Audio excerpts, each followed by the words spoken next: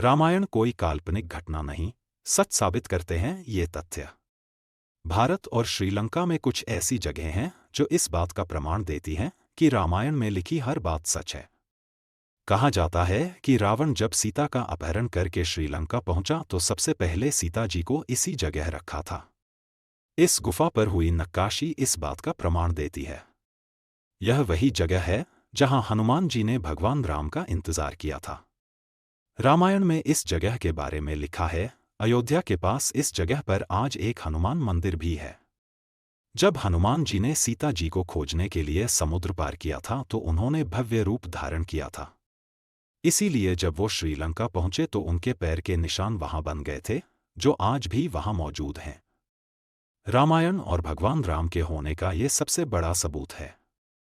समुद्र के ऊपर श्रीलंका तक बने इस सेतु के बारे में रामायण में लिखा है और इसकी खोज भी की जा चुकी है।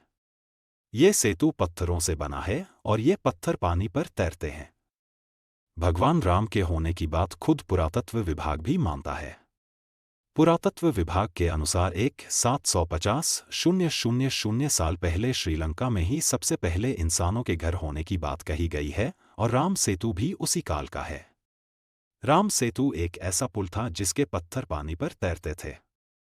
सुनामी के बाद रामेश्वरम में उन पत्थरों में से कुछ अलग होकर जमीन पर आ गए थे। शोधकर्ताओं ने जब उसे दोबारा पानी में फेंका तो वो तैर रहे थे, जबकि वहां के किसी और आम पत्थर को पानी में डालने से वो डूब जाते थे। युद्ध के दौरान जब लक्ष्मण को मेघनाथ ने मूर्छित कर दिया था और उनकी जान जा रही थी, तब हनुमान जी संजीवनी लेने द्रोणागिरी पर्वत गए थे। उन्हें संजीवनी की पहचान नहीं थी तो उन्होंने पूरा पर्वत ले जाने का निर्णय लिया। युद्ध के बाद उन्होंने द्रोणागिरी को यथास्थान पहुंचा दिया। उस पर्वत पर आज भी वो निशान मौजूद हैं जहां से हनुमान जी ने उसे तोड़ा था।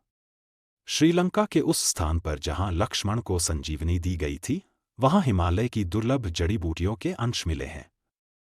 जबकि पूरे श्रीलंका में ऐसा नहीं होता और हिमालय की जड़ी बूटियों का श्रीलंका में पाया जाना इस बात का बहुत बड़ा प्रमाण है। हरण के पश्चात सीता माता को अशोक वाटिका में रखा गया था, क्योंकि सीता जी ने रावण के महल में रहने से मना कर दिया था। आज उस जगह को हग्गला बॉटैनिकल गार्डन कहते हैं और जहां सीता जी को रखा गया था उस स्थान को सीता एल्या कहा जाता है।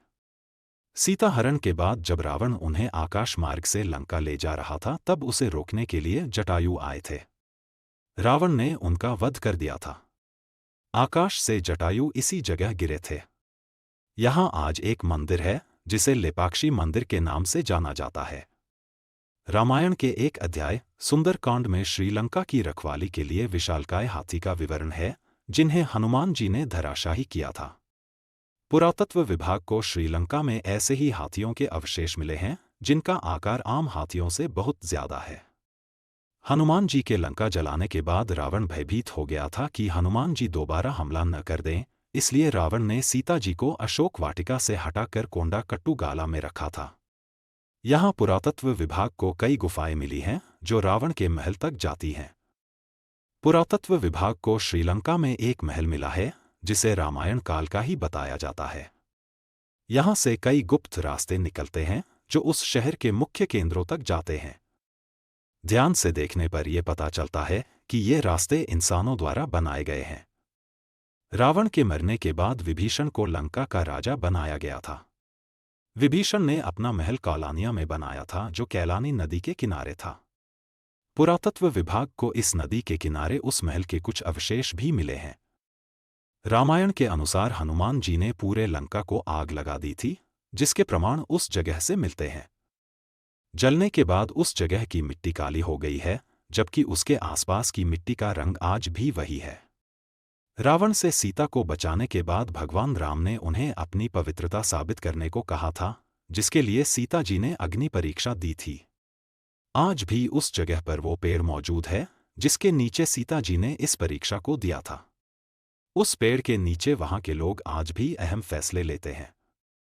रावण को मारने के बाद भगवान राम को पश्चाताप करना था क्योंकि उनके हाथ से एक ब्राह्मण का कत्ल हुआ था। इसके लिए उन्होंने शिव की आराधना की थी। भगवान शिव ने उन्हें 4 शिवलिंग बनाने के लिए कहा। एक शिवलिंग सीता जी ने बनाया जो रेत का था। दो शिवलिंग हनुमान जी कैलाश से लेकर आए थे और एक शिवलिंग भगवान राम ने अपने हाथ से बनाया था, जो आज भी उस मंदिर में है और इसलिए ही इस जगह को रामलिंगम कहते हैं। नेपाल के जनकपुर शहर में जानकी मंदिर है। रामायण के अनुसार सीता माता के पिता का नाम जनक था और इस शहर का नाम उन्हीं के नाम पर जनकपुर रखा गया था। साथ ही सीता माता को जानकी के नाम से भी जाना जाता है और उसी नाम पर इस मंदिर का नाम पड़ा है, जानकी मंदिर। यहाँ सीता माता के दर्शन के लिए हर रोज हजारों श्रद्धालु आते हैं। नासिक के पास आज भी पंचवटी तपोवन है, जहाँ अयोध्या से वनवास काटने के लिए निकले भगवान राम, सीता माता और लक्ष्मण रुके थे। यहीं लक्ष्मण ने सूर्पणखा की नाक काटी थी। रावण भगवान शिव की आराधना करता था और उसने भगवान शिव के लिए इस मंदिर की भी स्थापना करवाई। यह दुनिया का इकलौता मंदिर है जहां भगवान से ज्यादा उनके भक्त रावण की आकृति बनी हुई है। इस मंदिर में बनी एक आकृति में रावण के 10 सिरों को दिखाया गया है। कहा जाता है कि रावण के 10 सिर थे और उसके 10 सिर पर रखे 10 मुकुट उसके 10 जगहों के आधिपत्य को दर्शाता है।